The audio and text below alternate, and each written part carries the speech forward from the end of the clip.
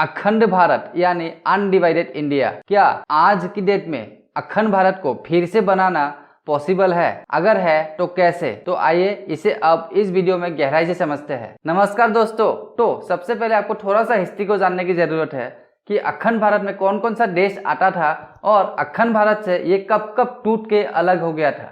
ये था हमारा अखंड भारत, इतना बड़ा विशाल अखंड भारत, लेकिन ये टाइम के साथ टूटते गया क्योंकि हम इंसान आपस में ही लड़ते गए और अखंड भारत टूटते गया। सबसे पहले 1893 में ब्रिटिश ने डुरान लाइन खींच के अफगानिस्तान को भारत से अलग कर दिया। उस टाइम अफगानिस्तान और भारत का बॉर्डर था, आज अफगानिस्तान और पाकिस्तान का बॉर्डर है डुरान लाइन। डुरान लाइन क्यों खींचा गया था, अगर वो आपको डिटेल में जानना है तो आप मेरा अफगानिस्तान और तालिबान की हिस्ट्री वाला वीडियो देख सकते हो, जिसका लिंक आपको यहाँ आई बटन पर मिल जाएगा। लेकिन ये वीडियो पहले आप देख लीजिए, उसके बाद वो देखना क्योंकि वो लंबी वीडियो है। तो डुरान लाइन खींचने के बाद ये हो गया था अखंड भारत का पहला टुकड़ा। अब अखंड भारत का दूसरा टुकड़ा हुआ भारत की आजादी के ठीक 10 साल पहले, यानी 1937 में। 1937 में बुर्मा, जो अभी का म्यांमार है, वो अलग हो गए थे अखंड भारत से। फिर अखंड भारत का तीसरा टुकड़ा हुआ 1947 में, जो आप सबको पता है ऑलरेडी, वो है पाकिस्तान। अब इधर वेस्ट में भी मुस्लिमों का संख्या ज्यादा था और इधर ईस्ट में भी मुस्लिमों का संख्या ज्यादा था, तो इन दोनों को बना दिया गया पाकिस्तान। फिर 26 मार्च 1971 में इंदिरा गांधी जी ने वेस्ट पाकिस्तान से ईस्ट पाकिस्तान को आजाद कराया और ईस्ट पाकिस्तान का नाम बाद में रखा गया बांग्लादेश। अब फाइनली हमारे पास रह गया ये भारत देश, जो अभी का हमारा महान भारत देश है। लेकिन दोस्तों दूसरी तरफ कुछ लोगों का मानना है कि अफगानिस्तान से लेकर Nepal, Bhutan, Sri Lanka, Tibet, Thailand, Malaysia, Cambodia और इंडोनेशिया, ये सारे मिला के अखंड भारत बनते हैं। अब ये सुनने में आपको बहुत ऊटपटांग लग रहा होगा कि ये क्या है, ये तो एकदम अनरियलिस्टिक चीजें है। लेकिन ना कि ये पॉसिबल है, बल्कि मैं इसका सपोर्ट भी करता हूँ। अभी आप पूछोगे कि ये कैसे पॉसिबल है भाई, और मैं सपोर्ट क्यों करता हूँ। देखिए, सबसे पहले तो मैं इसका जवाब दे देना चाहता हूँ कि मैं इस अखंड भारत की कॉन्सेप्ट को क्यों सपोर्ट करता हूँ। सबसे पहला पॉइंट, अगर इतने सारे देश मिलके एक हो जाए तो आप इमेजिन करिए कितने पावरफुल होंगे हम, पूरी दुनिया थर थर कांपेगी हमसे। अगर आपको याद होगा तो हम सब ने बचपन में एक स्टोरी पढ़ा था किताबों में कि एक लकड़ी को तो कोई भी तोड़ सकता है, लेकिन एक लकड़ी की जो जत्था होता है उसको तोड़ना मुश्किल ही नहीं, नामुमकिन है। मतलब एकता में ताकत। ठीक उसी तरह अगर इतने सारे देश मिलके एक हो जाए फिर से अखंड भारत, तो चाइना, अमेरिका, रसिया, इन सब की औकात नहीं होगा कि हमारे सामने वो आंख उठाकर भी देखे और वो खुद को ग्लोबल लीडर कहे। अब दूसरा पॉइंट देखिए, इतने सारे देश मिलके अगर अखंड भारत बनेंगे तो हमारा जो इकोनॉमी होगा ना, उसका जो स्पीड होगा वो रॉकेट की स्पीड से भी ज्यादा होगा और तब हम दुनिया का नंबर 1 इकोनॉमिक कंट्री बन सकते हैं। अब तीसरा पॉइंट देखिए, इतने सारे जो देश है, जो जिसमें अच्छा है वो उसमें स्पेशलाइज करेगा और वो हम एक दूसरे से शेयर करेंगे, और उसमें जो एक्सपोर्ट और इंपोर्ट इनका जो चार्जेस लगते हैं इंटरनेशनल वाला, वो बच जाएंगे और ट्रेडिंग बहुत सस्ता हो जाएगा और उसका बेनिफिट हम ग्राहकों को मिलेगा, मतलब सारे सिटीजन्स को मिलेगा। सामान सस्ता हो जाएगा और इंपोर्ट एक्सपोर्ट का सारे चार्जेस खत्म हो जाएगा। बस रहेगा तो स्टेट चार्जेस, जो बहुत कम है। इससे हमारा बहुत इकोनॉमी सेव होगा और उसे हम अलग सेक्टर में लगा सकते हैं, जिससे और ज्यादा प्रोडक्शन बढ़े और इससे इकोनॉमी ऑटोमेटिकली बढ़ जाएगा। अब चौथा पॉइंट देखिए, इतने सारे जो देश है अभी अलग अलग, उनके बीच दुश्मनी है, उनके बीच वार होने की संभावना है, हुआ भी है पास्ट में। वो सारे चीजें रुक जाएगा क्योंकि हम एक देश बन जाएंगे और इन सारे देशों का जो मिलिट्री है उनको हम बस एक मिलिट्री करेंगे और बाकी सारे पैसा हमारा सेव हो जाएगा। हमें तब इतने सारे देशों के लिए अलग अलग मिलिट्री रखने की जरूरत नहीं पड़ेगा, बस एक मिलिट्री फोर्स रहेगा जो सबसे पावरफुल होगा। क्योंकि ऐसा भी नहीं है कि जापान की तरह हम मिलिट्री ही ना रखे, तब तो चाइना सबसे पहले कूच देगा हमें, क्योंकि सबसे ज्यादा फटेगी तो उसकी। और हमने जो इतने सारे देशों का मिलिट्री को मिला के बस एक बनाया, उससे क्या हुआ, उससे हमारा पैसा बच गया और उस पैसे को हम education sector, health sector, technology sector, agriculture sector और बाकी सारे इंफ्रास्ट्रक्चर में हम लगा सकते हैं। तो देखिए कितना बेनिफिट्स है। अब पांचवा पॉइंट देखिए, इतने सारे देश होगा, सब मिलके एक हो जाएंगे, मतलब अखंड भारत। तो क्या होगा, आप हॉलीडे मनाने के लिए कराची से इंडोनेशिया तक जा सकते हैं और आपको ना कोई वीजा लगेगा, ना कोई पासपोर्ट लगेगा, ना कुछ लगेगा। अगर मैं आपको ऐसे ही एक एक करके फायदे गिनाते रहूं पॉइंट पॉइंट करके तो ये वीडियो कभी खत्म ही नहीं होगा, क्योंकि अनगिनत फायदे हैं। लेकिन फायदे तब है जब अखंड भारत बनेगा। तो सबसे इंपॉर्टेंट सवाल कि अखंड भारत बनेगा कैसे। इसीलिए अब सबसे बड़ा सवाल उठ के आता है कि कैसे होगा ये, इतने सारे देश कैसे मिलेंगे, even how it is possible. अब इसमें कट्टरपन वाले जो लोग हैं वो लोग बोलेंगे कि इंडिया सुपर पावर बनेगा एक दिन और हमारा जो आर्मी है वो जंग पर जाएंगे और सारे देशों को मार काट के अपना बना लेंगे, मतलब कब्जा कर लेंगे और फिर से हम अखंड भारत बना लेंगे। बहुत अच्छी बात है, हमें हमारे आर्मी पर गर्व है, वो कर सकता है ऐसा। लेकिन मोदी जी ने तो 2012 में कह दिया था कि अखंड भारत का मतलब ये नहीं है कि हम किसी देश में वॉर छेड़ दे, बल्कि बिना वॉर के जनमत से ये हो सकता है और इसको हम संस्कृत भारत कहेंगे। कट्टरपन वालों का तो सपना ही टूट गया। और अगर हमें कब्जा ही करना होता तो हम कब का कर चुके होते। क्या पाकिस्तान लड़ पाएगा हमसे? अफगानिस्तान लड़ पाएगा? भूटान लड़ पाएगा? श्रीलंका लड़ पाएगा? उनका औकात नहीं है हमारे इंडियन आर्मी के साथ वो लड़े। एक दिन का खेल है, एक एक दिन में हर एक देश हम कब्जा कर सकते हैं, लेकिन ये अनएथिकल है, इनह्यूमन है और ये हमारा भारत देश का आदत नहीं है। हमने कभी आज तक की हिस्ट्री में हमने कभी पहले हमला नहीं किया है किसी देश पर, क्योंकि हम वसुधैव कुटुंबकम है। हमने बस करारा जवाब दिया है जो भी हम पे हमला करते हैं उनको। देखिए एक बात ध्यान रखिए, वॉर से कभी कोई सोल्यूशन नहीं निकलता है, बल्कि उससे और टेररिज्म फैलेगा, क्योंकि एक देश बनता है लोगों से। लोग हमारे साथ नहीं होंगे, लोग विद्रोह करेंगे, लोग आतंकवाद बनेंगे हमसे दुश्मनी लेने के लिए। लेकिन अब मैं आपको बताता हूँ लीगली और एथिकली कैसे हम इतने सारे देशों को एक कर सकते हैं बिना किसी को मार काट के, बिना किसी को नुकसान पहुंचाए। देखिए मोदी जी का स्टेटमेंट को आप फिर से एक बार देखिए, उन्होंने क्या कहा है। उन्होंने कहा है थ्रू पॉपुलर कंसेंट, मतलब लोगों की सहमति से, ना कि उनको मार काट के। अब सुनिए कैसे होगा ये। इसके लिए आपको हमारे संविधान का आर्टिकल 1(3) का सी पॉइंट को समझना पड़ेगा। देखिए ये क्या कहता है, सच अदर टेरिटोरीज एस में बी एक्वायर्ड, मतलब ऐसे अलग एरिया जो हमारे देश में नहीं है फिलहाल, उसे अधिग्रहित किया जा सकता है। ये कब्जा नहीं है, अधिग्रहित है, मतलब एक्वायर्ड। देखिए इस लाइन को आप इस एग्जाम्पल से समझिए। मान लीजिए ये जो भिखारी पाकिस्तान है, इसके कराची में लोगों ने विद्रोह कर दिया और लोगों ने कहा कि हमें कराची पाकिस्तान से अलग चाहिए, मतलब कराची को एक देश बना दो। देखिए अब मांग उठ रहा है उनका कि हमें अलग चाहिए।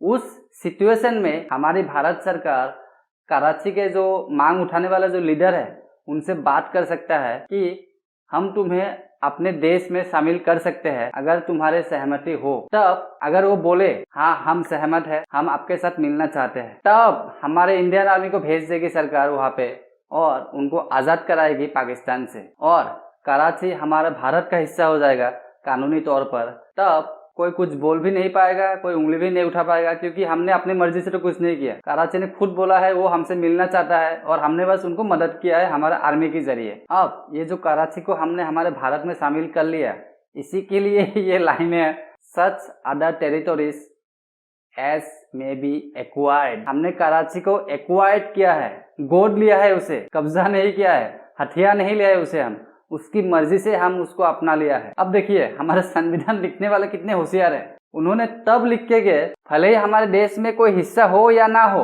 कोई फर्क नहीं पड़ता, अगर मौका मिलेगा तो हम छोड़ेंगे नहीं। इसको कहते हैं संविधान। हमारा संविधान पूरे दुनिया में सबसे बेस्ट संविधान है। अब हमारे संविधान का आर्टिकल 2 को समझिए। देखिए आर्टिकल 2 क्या कहता है। आर्टिकल 2 कहता है कि हमारे भारत की जो पार्लियामेंट है, जो संसद है, उसको पावर है कि भारत के बाहर कोई भी अगर देश हो या फिर किसी देश का अगर कोई टुकड़ा हो, उसको हम भारत में मिला सकते हैं। ये हमारे पार्लियामेंट को पावर है। जैसे कि थोड़ी देर पहले मैंने आपको कराची वाला एग्जाम्पल दिया था, उस कराची को अब आर्टिकल 2 के तहत हमारे भारत में शामिल कर सकते हैं ऑफिशियली, और आर्टिकल 2 के तहत ऐसा किया गया है ऑलरेडी। देखिए ये जो सिक्किम है, ये सिक्किम हमारा था ही नहीं, ये ऑलरेडी एक इंडिपेंडेंट कंट्री था। तो हुआ क्या था, सिक्किम के ऊपर तिब्बत है और तिब्बत पर 1950 में चाइना ने आक्रमण कर दिया था और आक्रमण करके तिब्बत को कब्जा लिया, और तिब्बत के लोगों को चाइना ने भयानक पेला, इतना पेला कि तिब्बत के जो फैमिली थे, जो फैमिली में अगर 4-5 अगर लोग थे, उन लोगों को सारे अलग अलग जगह पे माइग्रेट करा दिया चाइना ने। चाइना के अंदर एक ही फैमिली के लोगों को अलग अलग लोकेशन पे माइग्रेट करा दिया चाइना ने। अब तिब्बत के लोगों को चाइना ने इतना माइग्रेट करा दिया कि तिब्बत में तिब्बतियन की ही कमी हो गई, मतलब तिब्बत में अपने लोग ही नहीं रहे, तिब्बत में लोग इतने कम हो गए, इसीलिए आज तक तिब्बत से कभी मांग नहीं उठी कि हमें चाइना से आज़ाद कराओ, हमें इंडिपेंडेंस चाहिए, क्योंकि वहाँ पे वहाँ के लोग ही नहीं है। अब ये सब देख के सिक्किम की फट के हाथ में आ गया और उसकी हालत खराब हो गई और थर थर कांपने लगा वो, कि उसने सोचा तिब्बत में अगर कब्जा कर लिया चाइना ने, अब चाइना हम पे भी करेगा और हमारे तो औकात ही क्या है, एक सी तो हम देश है, हम क्या लड़ेंगे चाइना से। तो उन्होंने क्या किया, भारत के पास आया और भारत सरकार को बोला हमें अपना लो, हमें अपने देश के साथ मर्ज कर लो। तब भारत ने कहा ठीक है, कोई दिक्कत नहीं है, आ जाइए। लेकिन सिक्किम ने इतनी आसानी से हमारे साथ मर्ज नहीं हुआ। उन्होंने कहा कि आप भी तो चाइना जैसा नहीं करोगे, हमारे फैमिली मेंबर के किसी एक को कश्मीर में फेंक दो, किसी एक को गुजरात में डाल दिया आपने, किसी एक को आपने तमिलनाडु में डाल दिया, किसी एक को आपने अंडमान निकोबार में डाल दिया।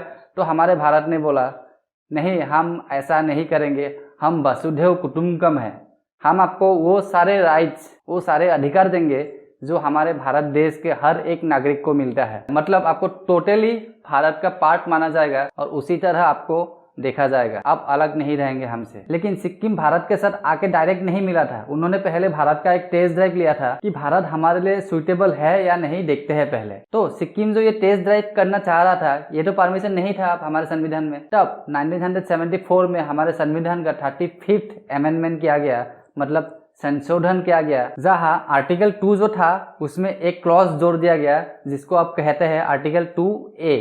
मतलब ए वाला जो क्लॉज है वो उस टाइम डाला गया था 35th अमेंडमेंट के टाइम। उसमें क्या लिखा था कि आर्टिकल 2 के तहत सिक्किम को एक को स्टेट बनाया गया है। मतलब सिक्किम ना भारत का स्टेट है ना ही पड़ोसी है, सिक्किम विदेशी है, लेकिन फिर भी हम उनको अपने फैमिली मेंबर की तरह बिहेव करेंगे, मतलब अपनों की तरह बिहेव करेंगे। फिर 1 साल तक सिक्किम ने भारत का टेस्ट ड्राइव लिया और उनको लगा नहीं, भारत तो अच्छा है, भारत तो हमारे जैसा ही है, इतना अच्छा देश है ये। जब सिक्किम को ऐसा लगा कि वो भारत में मिल सकते हैं, तब 1975 में हमारे संविधान का 36th अमेंडमेंट किया गया और सिक्किम को ऑफिशियली और कॉन्स्टिट्यूशनली भारत में शामिल कर लिया गया और फाइनली सिक्किम बन गया भारत का 22nd स्टेट ऑफ इंडिया। और आज सिक्किम के लोग भारत को उतना ही प्यार करते हैं, उतना ही अपना मानते हैं जितना आप और मैं। देखा आपने कितने आसानी से एक बाहरी देश भारत का हिस्सा हो गया और आज भारत है वो। कोई वॉर हुआ, कोई हिंसा हुआ, कोई आर्मी भेजना पड़ा हमें, किसी का जान माल का नुकसान हुआ या फिर कोई यूएनओ से कोई आवाज उठा, नहीं, सब प्यार से हुआ, जनमत से हुआ। इसीलिए मोदी जी ने वो स्टेटमेंट दिया था, विथ पॉपुलर पब्लिक कंसेंट, मतलब जनमत से, लोगों की सहमति से। ये भारत है मेरा भाई, यहाँ जो आएगा वो इस धरती को चूमेगा और मुझे गर्व है कि मैं इस पवित्र और इस वीरों की धरती पर जन्म हुआ हूँ और मैं चाहता हूँ कि मैं अगली जन्म भी यहीं पर लूँ और अगले 7 जन्म तक मैं भारत में ही पैदा हूँ। लेकिन अभी आप लोग में से बहुत लोग बोल सकते हो कि सिक्किम खतरे में था, उसको डर था, इसीलिए खुद आके वो भारत के साथ मिल गया। लेकिन बाकी इतने सारे देश अब खुद आके थोड़ी मिलेंगे हमारे साथ। देखिए, फिर से अखंड भारत को बनाना रात को सपने में ख्याली पुलाव बनाने जैसा नहीं है। यहाँ बाज की तरह 24/7 365 डेज नजर रखना होगा। अब बोलोगे किस पे नजर रखना होगा? शिकार पर। अभी आप बोलोगे शिकार कौन? आर्टिकल 1 का पॉइंट 3 का सी क्या था? ऐसे अन्य क्षेत्र जिसे अधिग्रहित किया जा सकता है। और रिसेंटली ऐसे ही एक मौका लगता है भारत ने गवा दिया है। अभी रिसेंटली इसी साल अप्रैल के महीने में म्यांमार की जो सरकार थी आंग सान सू की, उनका तख्तापलट कर दिया म्यांमार की मिलिट्री ने और म्यांमार की मिलिट्री ने सरकार अपने हाथ ले लिया, मतलब सत्ता अपने कब्जे में ले लिया और म्यांमार आर्मी ने आंग सान सू की को जेल में डाल दिया और लोगों ने म्यांमार की मिलिट्री का भयानक विरोध किया और वापस फिर से आंग सान सू को मांग रहे हैं वो लोग सत्ते में। देखिए, ध्यान से समझिएगा, यहाँ पर भारत का कैसा एक मौका है। देखिए, जो विद्रोह कर रहे हैं लोग, उनके जो लीडर होंगे, जो लीडर है, उनसे भारत सरकार बात कर सकते हैं और आंग सान सू की से कांटेक्ट कर सकते हैं। आप कैसे कांटेक्ट करेंगे वो तो सरकार का बात है, वो क्योंकि वो जेल में है, करके उनसे बोल सकते हैं हम आपकी सरकार आपको वापस दिला सकते हैं। अगर आंग सान सू की बोल दे ठीक है, थैंक यू, और विद्रोह करने वाले लोग भी बोल दे ठीक है, बहुत बहुत धन्यवाद, तब उनके सामने हमारा शर्त रखिए कि सरकार आपको हम वापस दिला देंगे, लेकिन आपको भारत का हिस्सा बनना पड़ेगा। और अगर वो लोग हाँ बोल दे तो भेजो अपना आर्मी, 2 घंटे में खत्म करके वापस आ जाएंगे, पिछले दिन म्यांमार हमारा। लेकिन मोदी जी कुछ बोलते ही नहीं है, वो अपना बर्थडे मना रहे हफ्तों तक, हफ्ता शायद कम ही बोल दिया, 20-30 दिन तक अपना बर्थडे ही मना रहा है। लेकिन उनको ध्यान ही नहीं है कि एक मौका है हमारे पास कि वो देश को हम अपना बना सकते हैं। वहाँ के सारे लोग विद्रोह कर रहे हैं मिलिट्री के खिलाफ, लेकिन नहीं। इतना अगर इंटरनेशनल दबाव के बारे में सोचेंगे कि क्या होगा, यूएनओ क्या कहेगा, यूएनओ कुछ नहीं कहेगा, उसका कोई औकात नहीं है और वो कोई काम का भी नहीं है। उसका कहने नहीं कहने से कुछ होता ही नहीं आज तक। वो तो कहेंगे ही, लेकिन एक साल बाद सब भूल जाएंगे। आज देखो सिक्किम के बारे में आपको पता था क्या पहले? और यही चीज सेम हम अफगानिस्तान पर भी कर सकते हैं। 1 घंटे की बात है तालिबानी को खत्म करना हमारे आर्मी के लिए, लेकिन नहीं, हम रिफ्यूजी बना के सारे दुनिया भर से इंडिया में लोगों को लाएंगे और हमारी टैक्स की मनी से उनको खिलाते रहेंगे जिंदगी भर। जैसे इंडिया एक अनाथ आश्रम है। अब वसुधैव कुटुंबकम होने का मतलब ये थोड़ी है कि हमने पूरे दुनिया का ठेका लेके रखा है। हाँ, अगर पूरे दुनिया हमसे मिल जाएंगे तब अलग बात है। अब तो मिला नहीं पा रहे हो, रिफ्यूजी से भारत को भर रहे हो आप और उनको फ्री फोकट आप खिला रहे हो हमारे टैक्स की पैसे से। इसीलिए हमें अब इंडिया में यंग पॉलिटिशियंस चाहिए जो तुरंत फैसला ले और तुरंत एक्शन ले, मतलब मौके पे चौका मारे। क्योंकि ऐसे देखते रहने से कुछ भी नहीं होने वाला। यूएनओ क्या कहेगा, ह्यूमन राइट्स वाले क्या कहेंगे, वो लोग कहते ही रहेंगे। आप करोगे तब भी कहेंगे, नहीं करोगे तब भी कहेंगे। इजराइल और फिलिस्तीन के मामले में कहा था यूएनओ, इजराइल ने तो भयानक पेला उनको, और वैसे भी हम देखते ही रह गए। चाइना ने अफगानिस्तान को कितना मिलियन बिलियन का लोन भी दे दिया और अफगानिस्तान में जितने मिनरल्स है अभी उसको निकालने का उनको चाइना को परमिशन भी दे दिया तालिबान ने। हम देखते रह गए, देखते ही रहेंगे हमेशा, क्योंकि यूएनओ क्या कहेगा। देखिए सिंपल सी बात है, हमें धीरे धीरे सब देशों को एक करना होगा। एक झटके में या फिर एक दिन में नहीं होने वाला, ये धीरे धीरे ही करना पड़ेगा। अगर म्यांमार अफगानिस्तान आज हो जाता तो कम से कम 2 देश तो कम हो जाता। और अगर इंदिरा गांधी उस समय 1971 में बांग्लादेश को आजाद कराने से अच्छा अगर हमसे मिला लेता और एक कम हो जाता। लेकिन क्या है, वसुधैव कुटुंबकम, क्या कह सकते हैं आप। हमारे अच्छाई ही हमारी कमजोरी है और इसी कमजोरी का तो पाकिस्तान फायदा उठाता है और इसी कमजोरी की वजह से हमारे आर्मी जवान शहीद होते हैं। और मोदी जी चाइना का नाम बोलने से ही डरते हैं। लेकिन जब वो पीएम नहीं थे, जब सीएम थे गुजरात के, तब तो भग भग के वो बोलते थे, मतलब इतने गुस्से में कि पाकिस्तान को उड़ा दूंगा, चाइना को उड़ा दूंगा। आज कहा गया भाई, आज तो केक ही खा रहे हो आप, केक ही काट रहे हो आप हफ्तों तक। अब अगर अखंड भारत बन जाए तो उसका एडमिनिस्ट्रेटिव सिस्टम कैसा होना चाहिए, मतलब उसका सरकारी सिस्टम कैसा होना चाहिए। देखिए जितने भी देश है उनका जो अभी का सिस्टम है वो ऐसा ही रहेगा, बस उनका वो सेंट्रल सिस्टम हट जाएगा। लेकिन उन सब को एक ही जगह कंबाइन करके एक जगह से उनको सेंट्रलाइज किया जाएगा, मतलब उनको कंट्रोल किया जाएगा, वो है दिल्ली से। ओके, आप इस डेमो से समझिए। देखिए ये सारे देशों का अपना अपना पार्लियामेंट रहेगा जो है अभी उनका, तो इन सब के ऊपर पूरे अखंड भारत का एक और पार्लियामेंट बनाया जाएगा। अब आप बोलोगे कि ये अखंड भारत का जो पार्लियामेंट है उसका इलेक्शन कैसे होगा। फिर देखिए अखंड भारत पार्लियामेंट का इलेक्शन पूरे अखंड भारत के लोगों के वोटिंग से होगा, मतलब ये बन जाएगा अभी का लोकसभा इलेक्शन। और बाकी इन देशों का जो पार्लियामेंट है इनका अलग से इलेक्शन होगा उनके अपने अपने देशों में, और इसको कहा जाएगा विधानसभा इलेक्शन। हालांकि तब वो लोग देश नहीं रहेंगे, वो लोग एक एक स्टेट रहेंगे। जैसे अभी हमारा है ना बिहार, असम, वैसे ही उस समय वो सब स्टेट बन जाएंगे अखंड भारत के। तो अब पूरा अखंड भारत का एक हाउस बन गया और उनके स्टेट्स का ये दूसरा हाउस है। अखंड भारत के पार्लियामेंट को आप लोकसभा मान लीजिए और बाकी सारे देशों के पार्लियामेंट को आप राज्यसभा मान लीजिए। मैं बस ये आपको एक रेफरेंस दे रहा हूँ कि ऐसा हो सकता है, इसमें कोई रॉकेट साइंस नहीं है कि ये इम्पॉसिबल है, ये कैसे होगा वगैरह वगैरह। बाकी इन सब को अच्छे से बनाने के लिए हमारे लॉ मेकर्स तो है ही, लेकिन हाँ एक चीज और, सारे देशों का अलग अलग फ्लैग नहीं होगा, फ्लैग एक ही होगा, वो है हमारा इंडिया का फ्लैग। और आप ये मत समझिए कि मैं ये सब कोई ख्याली पुलाव अपने दिल से खुद से ये सब आपको बना रहा हूँ बना के, नहीं, ऐसा ऑलरेडी हो चुका है। The great thinker, the great man, the great politician, the great economist, the great king maker Chanakya ने 2-2.5 हजार पहले ये प्रैक्टिकल करके गए थे कि एक जगह से कंट्रोल करो पूरे अखंड भारत को। और जो मैं आपको मॉडल दिखाया हूँ ये मॉडल आज भी एग्जिस्ट करता है, ऐसा नहीं है। अब जर्मनी को देख लीजिए, वियतनाम को देख लीजिए, अगर 2 वियतनाम एक हो सकते हैं, 2 जर्मनी, ईस्ट जर्मनी और वेस्ट जर्मनी दोनों मिलके अगर एक हो सकते हैं तो इंडिया, पाकिस्तान, बांग्लादेश क्यों नहीं।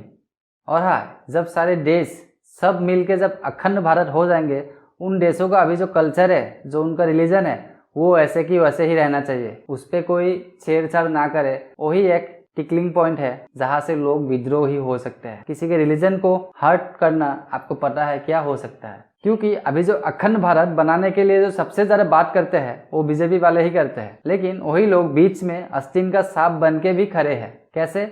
उल्टा उल्टा बयान देके, लड़कियां जींस नहीं पहन सकती, हिंदू मुस्लिम शादी करे तो लव जिहाद, 2 संस्कृति एक देश में रह नहीं सकते हैं, ऐसे ऐसे आलतू फालतू बयान देके मुसलमान को ऑलरेडी वो लोग बता रहे हैं कि इंडिया तुम्हारे लिए नहीं है। तो पूरे वीडियो का कंक्लूजन ये है कि वॉर से, मारपीट से, दंगे फसाद से अखंड भारत नहीं बनने वाला। ऐसा इम्पॉसिबल है, कभी बनेगा ही नहीं। बनाना है तो सिक्किम ने जैसे किया वैसे कोई आए पहले, वो तो होने से रहा। और जो कराची का एग्जाम्पल दिया था उस पर हमें फोकस करना होगा, उस पर हमें नजर रखना होगा। बाकी ऑप्शनल उपाय तो वही है, कब्जा करने वाला, वॉर वाला, लेकिन उससे क्या फायदा होगा? कोई फायदा नहीं होगा। लोग ही नहीं जुड़ेंगे तो कहाँ से देश बनेगा। लेकिन फाइनली मेरा पर्सनली यही मानना है कि अखंड भारत जरूर बनेगा, भले हमारा जनरेशन जिंदा रहे या फिर मर जाए, लेकिन बनेगा तो जरूर। क्योंकि भागवत गीता में श्री कृष्ण ने कहा है जो जन्म लेता है उसका मृत्यु तय है।